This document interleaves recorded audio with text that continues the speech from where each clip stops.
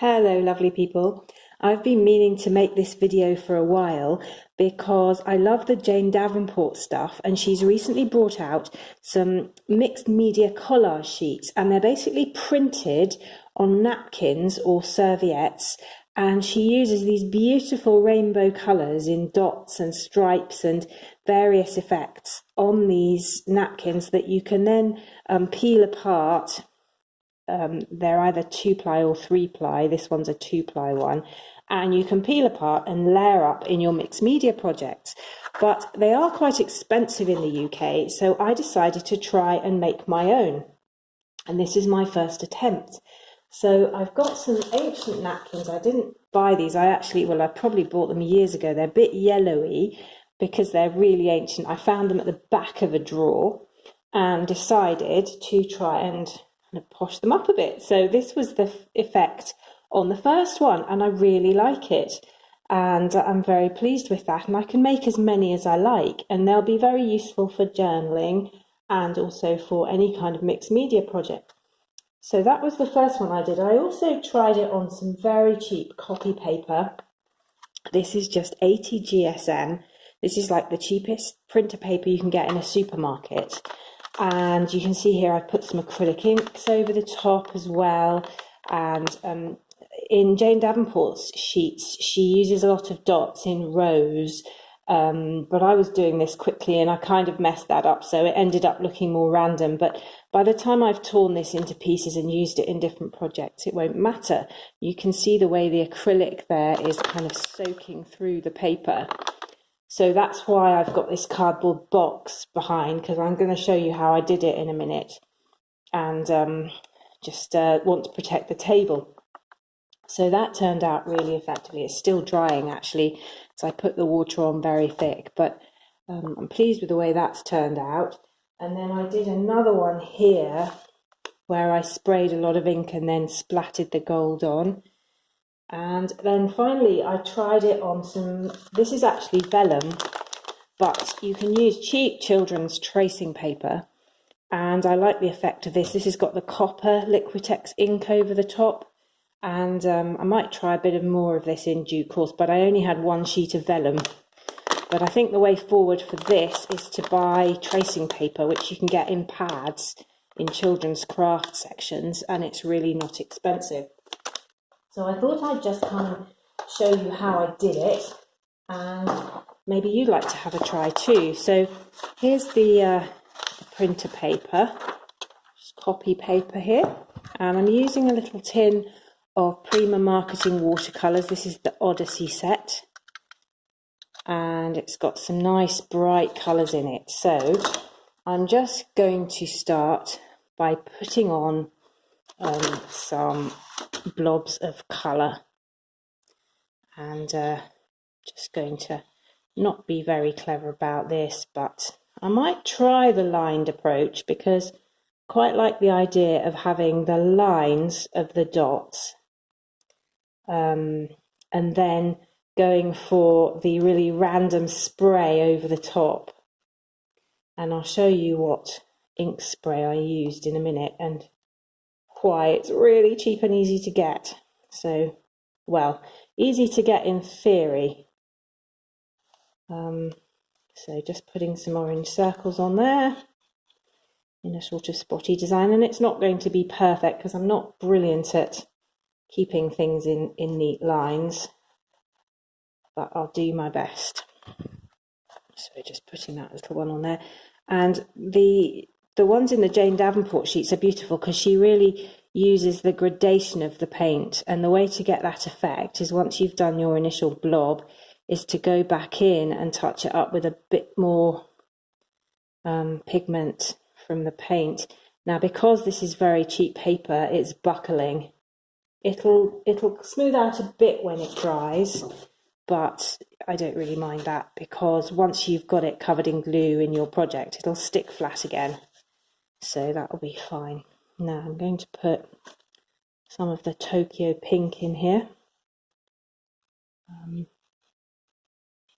So yeah, I don't know how well the lines are going to work. I've messed that up already because I'm not going to fit another dot in line with that. It's because I'm kind of wanting to use the colour while it's on the brush. So it's going to be a bit random, but maybe that doesn't matter. There we go. And the thing is, if there's a bit with this kind of thing, if there's a bit you don't like too much, when you're using the sheet, you're not going to probably use the whole sheet. You're going to tear bits off it or cut bits out. So you just put down the bits you like and you discard the rest.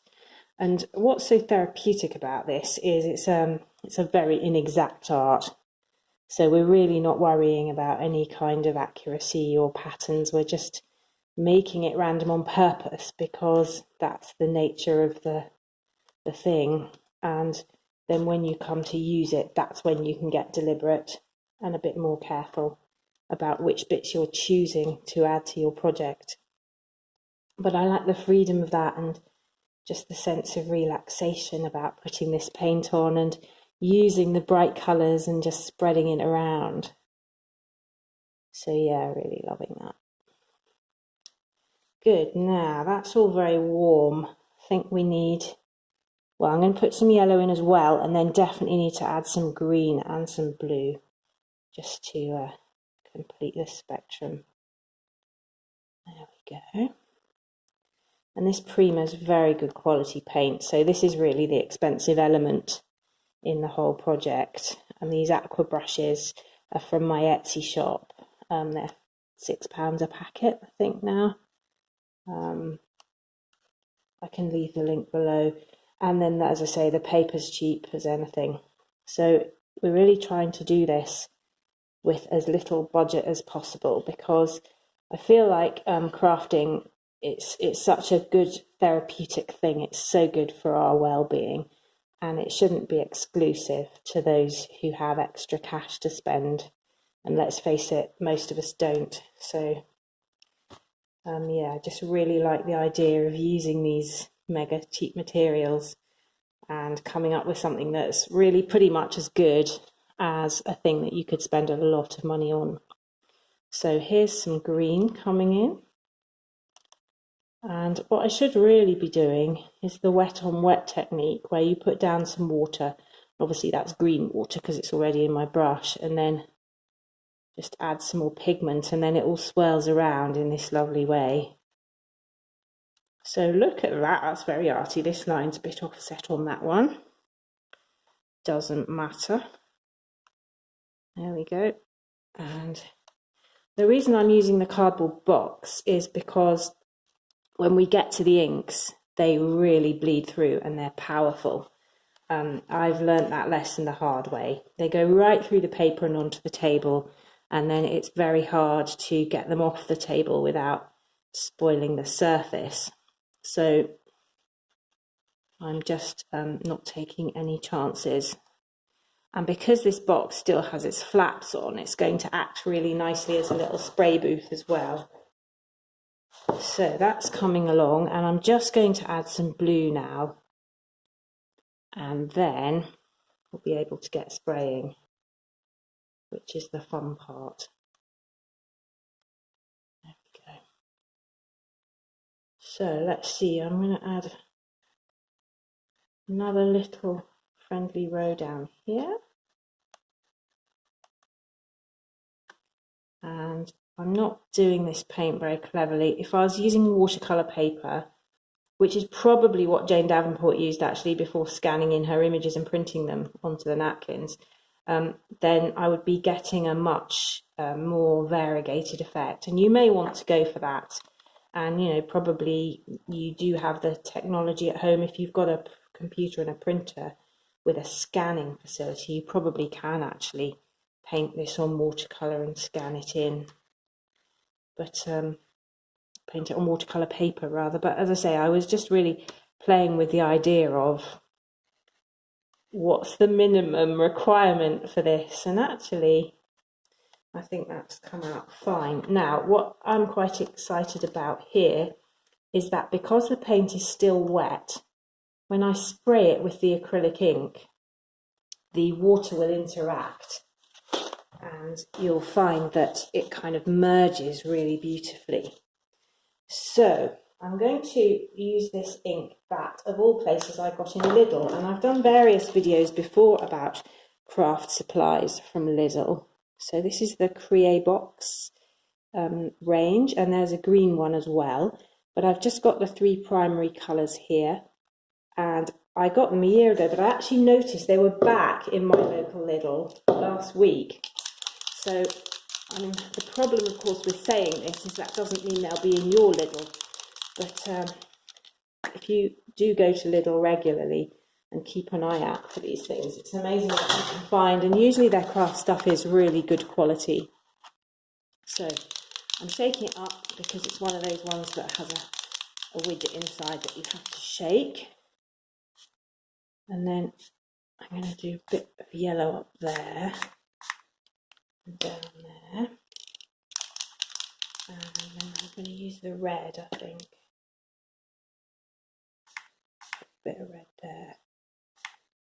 And a bit there. Now, the other thing you can do with these is if you unscrew them, you can then use these, the kind of bit from inside the pipe, as a flicker. And this is where you can get some lovely effects going on because you've got much more concentrated blobs of ink coming out. So just going for that with the reddy. It's actually kind of crimson red. It's almost pink. And then here's the yellow, and I'm going to do the same with that. Coming into these corners and across to that corner there.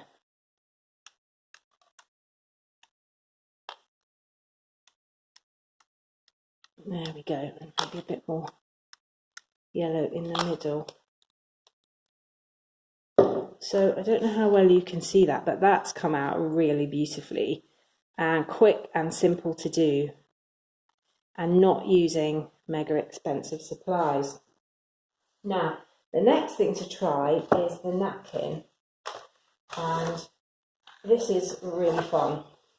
You definitely need the cardboard under for this because these have no body to them at all, and the paint just goes straight through to whatever's underneath. So I'm just spreading that out there, and already it's picking up a little bit of the paint that's on the box from the spraying. So I hope that's really in your line of vision. And the fun thing about this is that the aqua brush is a perfect implement for this little game.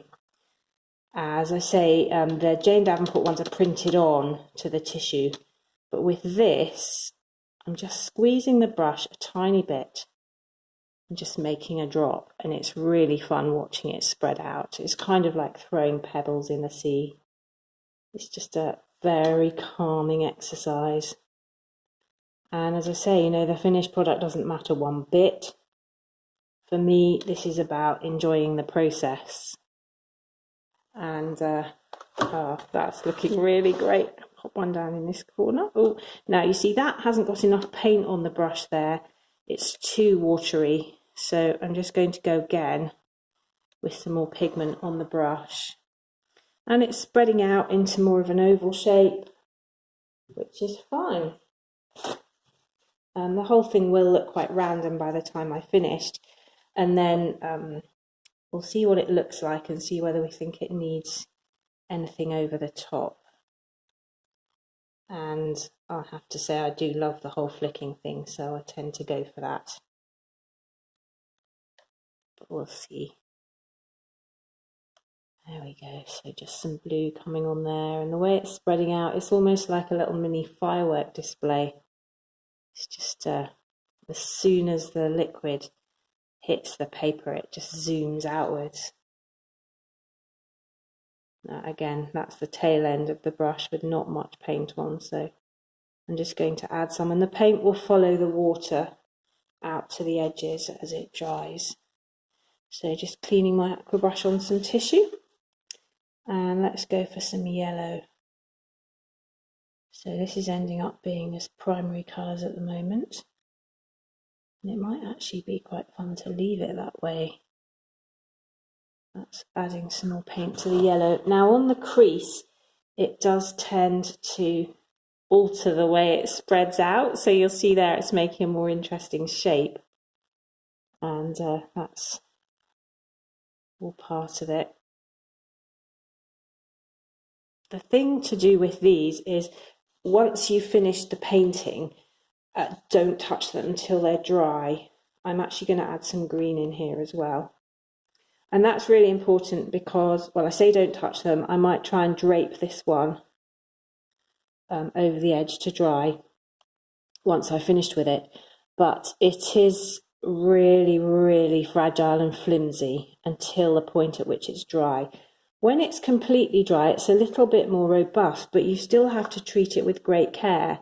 And in order to glue it down, you separate out however many layers of it there are. And as I say, this one's got 2, but this is just a very cheap one, as I say, that I've had for years. But most of these things will have 3, there'll be 3-ply. And if you don't have white napkins, you can just use the sort of little white tissues you get in a packet. 19p in Lidl for a packet, so those would be ideal as well if you wanted to try that instead. So you can see there we've got a fairly sort of random selection of coloured blobs, and they will dry a bit paler, but when you compare it with this dry one, I'm actually really pleased at the vibrancy of that colour once it's dried. And that, I flicked the gold on the top, and I think I'm going to do the same with this one because I really like the effect. So I'm using Liquitex iridescent gold ink, which I love, and I'm just unscrewing it and flicking it off the dropper.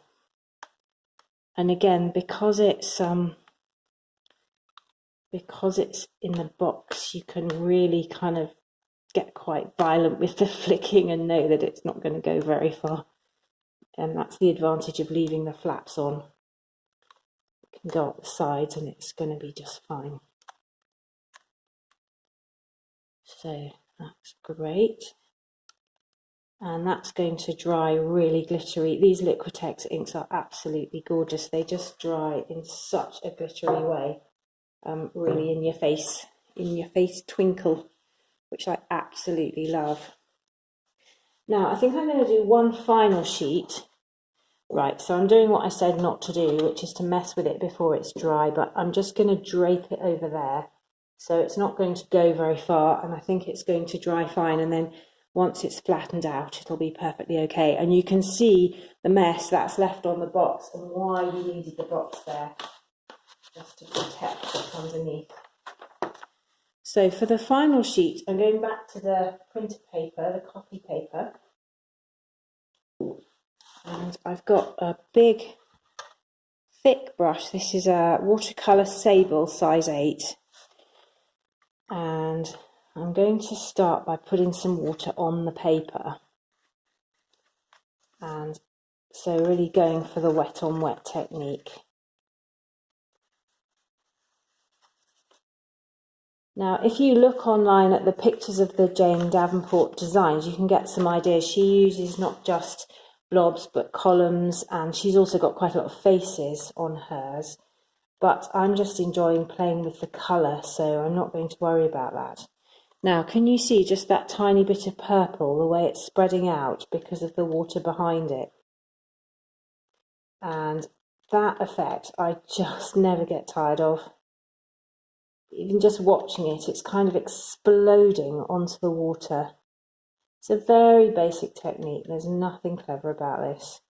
And it's something that anybody could try. And one of the things I really love about the whole journaling movement is that you don't have to be amazing at art to get involved. You don't have to think that you're an artist. I wouldn't even use that label at all, because I think it can be quite off-putting and exclusive. Look at the way that's spreading out. You can just enjoy the sheer pleasure of playing with colour. And it's so good for the mental health. It's very calming and very satisfying. So look at that. Now I think round the edges, the water's drying a bit here, so I'm going to add some extra. I'm going to put some green over here. So I'm using a limited palette here. And one of the things I quite like about the Prima Marketing tins is you get 12 colours in a tin. So there is a limit to what you've got to play with. And I enjoy that. I think that's a fun element in the whole process, is that you've got a limited amount you can do if you don't mix. And obviously, you know, if you start mixing, the possibilities are endless. So it's not that the tin itself is limiting, but if you choose, as I'm doing here, not to mix any of the colours, then it does get quite interesting. Now, because this is very cheap paper, you can see where it's really saturated with the water, it's going quite grainy, and you can see a sort of grey fleck in it. But don't worry about that, because once it's dry, that will all disappear. And that's just because this paper hasn't got a whole load of body to it. Now, what that is really crying out to me for is some yellow, but I'm going to just add in some water in the gaps before putting the yellow on top, because it is drying now. It's a really cold day today in Edinburgh, so there is a bit of heating on, and that's just messing with my water base, I think. So I'm just going to add some really saturated yellow, and this tin has got a very strong, it's almost orange, this yellow, it's definitely got red in it, and it just gives it a real pop. So this is the Prima Marketing yellow they call Inca. I think the idea is all these colours have got different names from different places in the world. So there's Tokyo and Jamaica and London and Budapest. Kind of slightly random that some of them are towns and some of them are countries. But anyway, we won't complain. They're lovely colours. So that's going well. Right, so I think I'm ready to add some gold on the top, and because it's still really wet and pooling, this is going to be fun.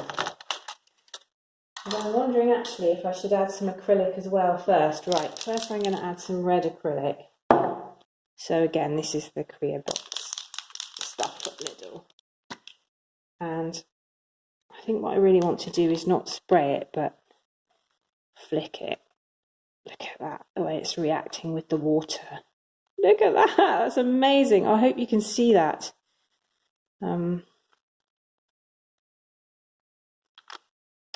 Right.